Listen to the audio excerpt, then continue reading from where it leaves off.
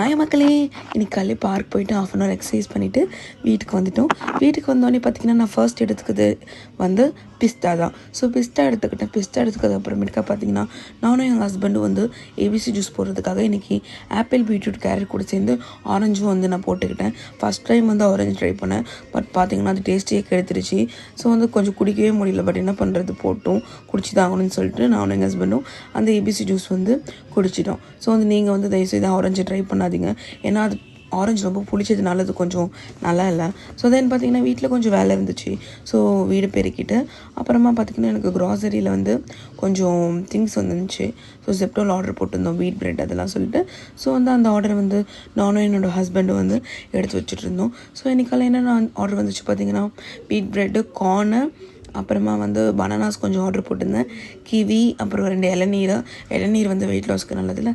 So வந்து அதையும் போட்டுட்டு பீனட் பட்டர் அவர் போட்டிருந்தார். ஸோ எல்லாத்தையும் வந்து எடுத்து வச்சுட்டு அவருக்கு வந்து லஞ்சுக்கு வந்து இன்றைக்கி வந்து பீனட் பட்டரும் வீட் பிரெட்டும் கேட்டிருந்தாரு. அது கூட வந்து ஆம்லேட் போட்டுக்கிட்டேன். ஆம்லேட் போட்டுட்டு இன்றைக்கி வந்து ஃப்ரூட்டுக்கு வந்து பொமோகிரானட் கட் பண்ணி அது வச்சாச்சு. ஸோ நான் மதியானம் லஞ்சுக்கு வந்து பார்த்திங்கன்னா ஒரே வீட் பிரெட் மட்டும் எடுத்துக்கிட்டேன். ஸோ அவ்வளோவா பசிக்கலை. ஈவினிங் டைமில் பார்த்திங்கன்னா அம்மா வந்து தம்பிக்கிட்ட பாசிப்பருப்பு பாயசம் கொடுத்து அனுப்பிச்சிருந்தாங்க. ஸோ அதையுமே வந்து குடிச்சிக்கிட்டேன். குடிச்சது அப்புறம் பார்த்திங்கன்னா நைட் டின்னருக்கு ஒரு தோசையோடு குடிச்சிக்கிட்டேன். தேங்க்யூ.